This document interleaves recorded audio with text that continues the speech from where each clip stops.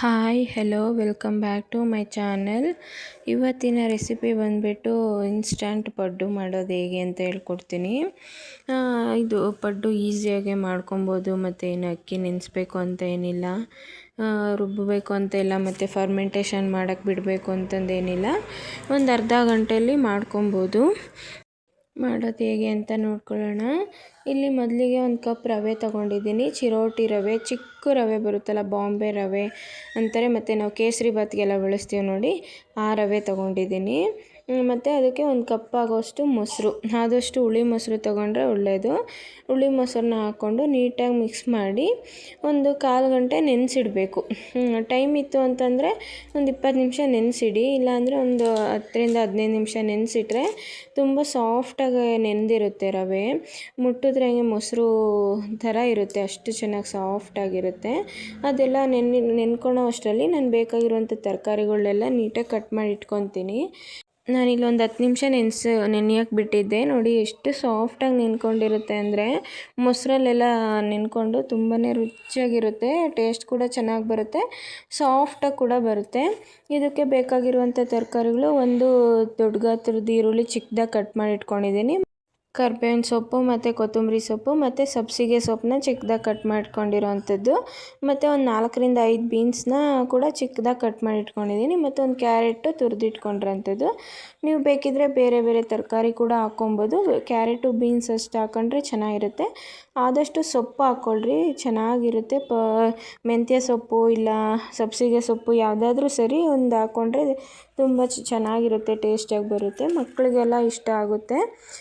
ರುಚಿಗೆ ತಕ್ಕಷ್ಟು ಉಪ್ಪು ಮತ್ತು ಒಂದು ಚಿಟಿಕೆ ಸೋಡಾ ಹಾಕ್ಕೊಂಡು ಮಿಕ್ಸ್ ಮಾಡ್ಕೊತಾ ಇದ್ದೀನಿ. ಸೋಡಾ ಬೇಡ ಅಂತ ಅಂದರೆ ನೀವು ಈನೋ ಬರುತ್ತಲ್ವ, ಈನೋ ಕೂಡ ಹಾಕ್ಕೊಬೋದು, ಇಲ್ಲ ಸ್ವಲ್ಪ ಎಣ್ಣೆನ ಬಿಸಿ ಮಾಡಿಕೊಂಡು ಕಾಯಿಸ್ಬಿಟ್ಟು ಹಾಕ್ಕೊಬೋದು. ಸಾಫ್ಟಾಗಿ ಚೆನ್ನಾಗಿ ಬರುತ್ತೆ ಅಂತ ಅಷ್ಟೇ. ನಾನು ಸೋಡಾನೇ ಹಾಕ್ಕೊಂಡಿದ್ದೀನಿ ನೋಡಿ. ಅದಕ್ಕೆ ಕಲಸಿಟ್ಕೊಂಡಿದ್ದೀನಿ. ತರಕಾರಿ ಎಲ್ಲ ಹಾಕ್ಬಿಟ್ಟು ಕಲಸಿ ಒಂದು 5-10 ನಿಮಿಷ ಎತ್ತಿಟ್ಟರು ಕೂಡ ಚೆನ್ನಾಗಿರುತ್ತೆ. ನೀರು ಕೂಡ ಬಿಟ್ಕೊಳುತ್ತೆ, ಅಷ್ಟಾಗಿ ನೀರು ಹಾಕೋ ಅವಶ್ಯಕತೆ ಏನಿರೋದಿಲ್ಲ. ನಾನಿಲ್ಲಿ ಇನ್ಸ್ಟಂಟಾಗಿ ಮಾಡ್ಕೊಳ್ಳೋದ್ರಿಂದ ಏನು ಎತ್ತಿಡ್ತಾ ಇಲ್ಲ ತರಕಾರಿ ಹಾಕಿದ ಮೇಲೆ. ಇದಾದಮೇಲೆ ತವ ಕೂಡ ಕಾಯ್ಲಿಕ್ಕೆ ಇಟ್ಟಿದ್ದೆ. ಎಣ್ಣೆ ಹಾಕ್ಕೊಂಡು ತವಾಗೆ ಇಷ್ಟು ಬಿಸಿ ಆದಮೇಲೆ ಅದಕ್ಕೆ ಒಂದು ಸ್ವಲ್ಪನೇ ಎಲ್ಲ ಪಡ್ಡನ್ನ ಹಾಕ್ಕೊತೀನಿ. ಇದನ್ನು ಆದಷ್ಟು ಲೋ ಫ್ಲೇಮಲ್ಲೇ ಬೇಯಿಸ್ಕೊಂಡ್ರೇ ಒಳ್ಳೆಯದು, ಇಲ್ಲಾಂದರೆ ಸೀದೋಗ್ಬಿಡುತ್ತೆ ಎಲ್ಲನೂ. ನಮ್ಮದು ಸ್ವಲ್ಪ ಪಡ್ಡು ತವ ತೆಳ್ಳಗಿರೋದ್ರಿಂದ ಲೋ ಫ್ಲೇಮಲ್ಲಿ ಇಟ್ಕೊಂಡು ಮಾಡ್ಕೊಬೇಕು, ಆವಾಗ ಸಾಫ್ಟಾಗಿ ಚೆನ್ನಾಗಿ ಕೂಡ ಬರುತ್ತೆ. ಎಲ್ಲ ಈ ಥರ ಫಿಲ್ ಮಾಡಿಕೊಂಡು ಅದನ್ನು ಮುಚ್ಚಿಬಿಟ್ಟು ನೀಟಾಗಿ ಏನಿಲ್ಲ ಅಂದರೂ ಒಂದು 5 ನಿಮಿಷ ಬೇಯಿಸ್ಕೊಬೇಕಾಗುತ್ತೆ. ಅದು ತರಕಾರಿಯಲ್ಲಿ ಹಾಕಿರ್ತೀವಿ ನೋಡಿ, ಸೊಪ್ಪು ಈರುಳ್ಳಿ ಎಲ್ಲನೂ ಚೆನ್ನಾಗಿ ಬೇಯಬೇಕು. ಅದರಿಂದ ಒಂದು 5 ನಿಮಿಷನಾದರೂ ಬೇಯಿಸ್ಕೊಬೇಕು. ಎಲ್ಲ ಫಿಲ್ ಮಾಡಿದ್ಮೇಲೆ ಪಡ್ಡುನ ಒಂದು ಲಿಡ್ನ ಕ್ಲೋಸ್ ಮಾಡಿಬಿಟ್ಟು ಒಂದು 2 ನಿಮಿಷ ಬೇಯಿಸ್ಕೊಬೇಕು. ಈ ಥರ ಈ ಕಡೆ ಒಂದು 2 ನಿಮಿಷ, ಈ ಕಡೆ 2 ನಿಮಿಷ ಬೇಯಿಸ್ಕೊಂಡ್ರೆ ತುಂಬಾ ಸಾಫ್ಟಾಗಿ ಬರುತ್ತೆ, ಮತ್ತು ಸೀದೋಗೋ ಥರ ಅನಿಸೋದಿಲ್ಲ, ಏನಿಲ್ಲ, ಚೆನ್ನಾಗಿ ಬರುತ್ತೆ. ಈಗ ಲಿಡ್ನ ಓಪನ್ ಮಾಡಿಬಿಟ್ಟು ಒಂದು ಸ್ವಲ್ಪ ಮೇಲೆ ಎಣ್ಣೆ ಹಾಕ್ಬಿಟ್ಟು ಮತ್ತೆ ಲಿಡ್ನ ಕ್ಲೋಸ್ ಮಾಡಿಬಿಟ್ಟು 1 ನಿಮಿಷ ಬಿಡ್ತೀನಿ. ಇಷ್ಟೊತ್ತು ಬೇಯಿಸ್ಕೊಳ್ಳೋದ್ರಿಂದ ತರಕಾರಿ ಕೂಡ ಎಲ್ಲ ಚೆನ್ನಾಗಿ ಬೆಂದಿರುತ್ತೆ. ಇಲ್ಲಾಂದರೆ ಎಲ್ಲ ಹಸಿ ಇದ್ರೇ ಮಕ್ಕಳು ತಿನ್ನಲ್ಲ. ನನ್ನ ಮಕ್ಳು ಹಾಗೇನೆ ಎಲ್ಲ ತೆಗೆದಿಡ್ತಾ ಕೂತ್ಕೊತಾರೆ. ಹಂಗಾಗಿ ನೀಟಾಗಿ ಬೇಯಿಸ್ಕೊಂಡ್ರೆ ಅದು ಗೊತ್ತೂ ಆಗೋಲ್ಲ ಪಡ್ಡಲ್ಲಿ ತರಕಾರಿ ಹಾಕಿದ್ದೀವಿ ಅಂತಂದೇಳ್ಬಿಟ್ಟು.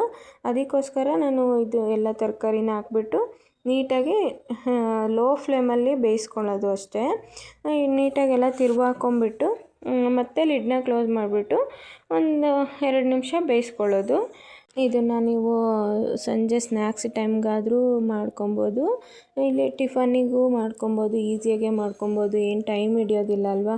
ಅಥವಾ ನಾವು ನೆನೆಸಿಡ್ಬೇಕಪ್ಪ, ರುಬ್ಬಬೇಕು ಅನ್ನೋ ಟೆನ್ಷನ್ನು ಇರೋದಿಲ್ಲ. ಆರಾಮಾಗಿ ಇನ್ಸ್ಟಂಟಾಗಿ ಮಾಡ್ಕೊಂಬಿಡ್ಬೋದು. ಮಕ್ಕಳಿಗೆ ಲಂಚ್ ಬಾಕ್ಸಿಗೆ ಕೂಡ ತುಂಬಾ ಚೆನ್ನಾಗಿರುತ್ತೆ, ಸಾಫ್ಟಾಗೇ ಇರುತ್ತೆ. ಇದು ಮಧ್ಯಾಹ್ನ ಆದರೂ ಕೂಡ ಏನು ಗಟ್ಟಿ ಆಗೋದಿಲ್ಲ, ಚೆನ್ನಾಗಿ ಬರುತ್ತೆ. ಇಷ್ಟಾದಮೇಲೆ ಒಂದು 2 ನಿಮಿಷ ಈ ಕಡೆ ಕೂಡ ತಿರುವಿ ಹಾಕ್ಕೊಂಡು ಬೇಯಿಸ್ಕೊತೀನಿ. ಇದಾಗೋ ಅಷ್ಟರಲ್ಲಿ ಬೇರೆ ಕೆಲಸ ಎಲ್ಲ ಮಾಡ್ಕೊಂಬಿಡ್ಬೋದು. ಏನಾದರೂ ಇದ್ದರೆ ನಿಮಗೆ ಅಷ್ಟು ಟೈಮ್ ತೊಗೊಳುತ್ತೆ ಇದು ಬೇಯೋದಕ್ಕೆ. ಆದಷ್ಟು ಲೋ ಫ್ಲೇಮಲ್ಲೇ ಬೇಯಿಸ್ಕೊಬೇಕಲ್ಲ, ಹಂಗಾಗಿ ಟೈಮ್ ಹಿಡಿಯುತ್ತೆ.